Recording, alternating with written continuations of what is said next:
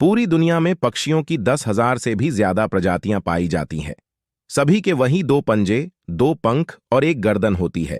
लेकिन इन्हीं में से एक ऐसा पक्षी है जिसकी एक अलग ही पहचान है, जो आसमान का सीना चीर के हजारों मीटर ऊपर 120 किलोमीटर पर आवर से उड़ता है, जो खुद के कई गुना अधिक वजन के शिकार को भी अपने पंजों पे दबोचकर उड़ जाता है। और इसीलिए उसे पक्षियों का राजा कहा जाता है, जिसे हम बाज के नाम से जानते हैं। और एक बाज इतना ऊंचा मुकाम हासिल करता है अपनी ट्रेनिंग और अपनी पुनर्जन्म की वजह से। अगर आप भी इस दुनिया में एक मुकाम हासिल करना चाहते हैं तो एक बाज को बाज बनने का पूरा सफर आपको जानना बहुत जरूरी है, क्योंकि इन 25 से 30 की उम्र तक आने के बाद भी लोगों को रिस्क लेने से डर लगता है। लेकिन एक बाज के जीवन की शुरुआत ही रिस्क से होती है। जिस उम्र में बाकी पक्षियों के बच्चे सिर्फ चींची करना सीखते हैं, उस उम्र में एक मादा बाज अपने बच्चों को पंजों में दबोचकर हजारों मीटर आसमान की ऊंचाइयों में उड़ जाती है, उसे ये बताने के लिए कि तेरा जन्म आसमान का सीना चीर के सबसे ऊपर उड़ने के लिए हुआ है। तेरा जन्म पंछियों का बादशाह बनने के लिए हुआ है। जमीन से हजारों मीटर ऊपर ले जाकर मादा बाज अपने पंजों से उसे छोड़ देती है, और यहीं से शुरू होती है उसकी हाई रिस्क ट्रेनिंग।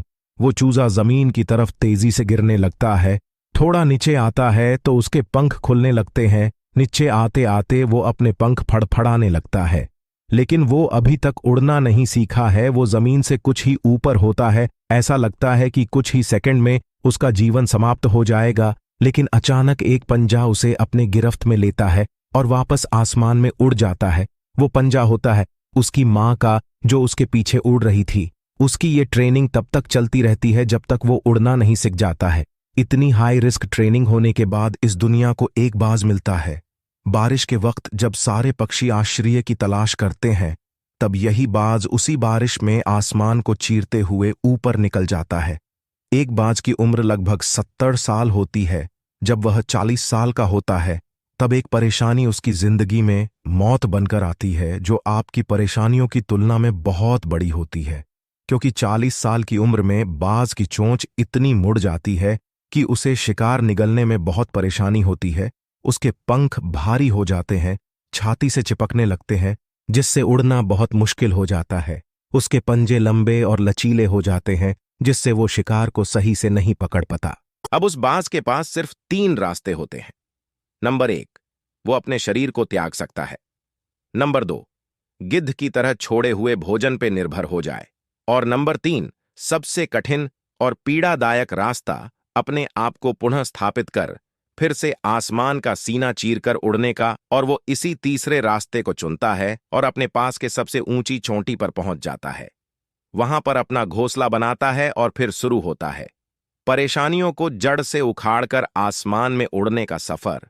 वह अपनी चोंच को एक चट्टान पर मार मार कर तोड़ देता है, लहूलुहान हो जाता है और इंतजार करता है नई चोंच के आने का।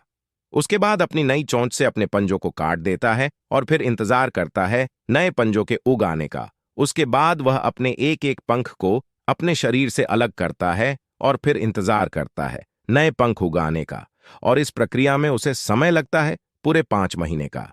इन 5 महीनों के कड़ी तपस्या से एक बाज का पुनः जन्म होता है। वो फिर से तैयार हो जाता है आसमान का सीना चीरकर उड़ने के लिए। जो 3 रास्ते बाज के पास थे, वही 3 रास्ते आपके पास होते हैं। लेकिन कुछ लोग पहले रास्ते को चुनते हैं और परेशानियों के तले दबकर सुसाइड कर लेते हैं। ज्यादातर लोग दूसरे रास्ते को चुनते हैं। वो परेशानियों का बोझ पड़ते ही अपने लक्ष्य को छोड़कर एक नॉर्मल लाइफ जीने लगते हैं। और कुछ वो लोग भी होते हैं जो इस परेशानियों को लात मारकर अपनी मेहनत के दम पर बाज की तरह आसमान की बुलंदियों को छूते हैं।